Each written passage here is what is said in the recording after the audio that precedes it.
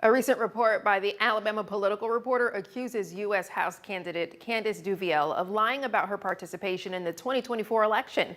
Fox 54 has been working to verify this report, but various agencies have told us conflicting things about the rules surrounding voter records. So, are voting records public in Alabama? Let's verify.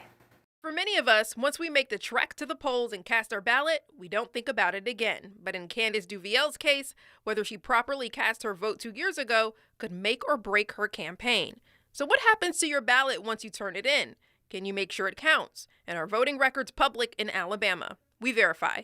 Our sources are the Secretary of State, Alabama Law, and Marshall County. Here's what we found. Voter registration records are public in every state. Federal law requires states to maintain voter records and make them available for inspection. Here in Alabama, you can request anyone's voting record for $1 per page from the Secretary of State's office.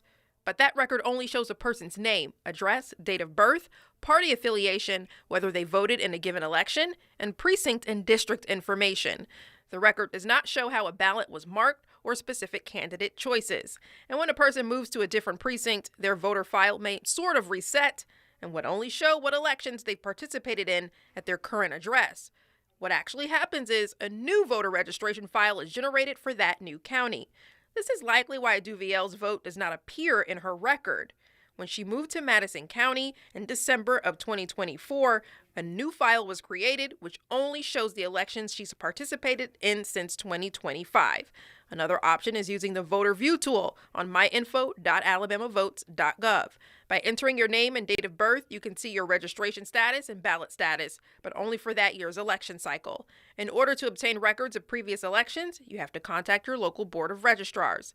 The Marshall County absentee ballot manager tells Fox 54 they do have a record of Candice Duviel's requesting and receiving an absentee ballot for the 2024 election, but the Marshall County attorney says they cannot share whether her ballot was actually submitted or if it was counted.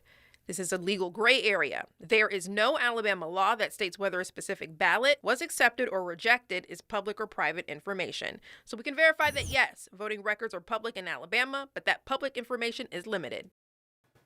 If you have something you want us to verify, text us at 256-382-2692.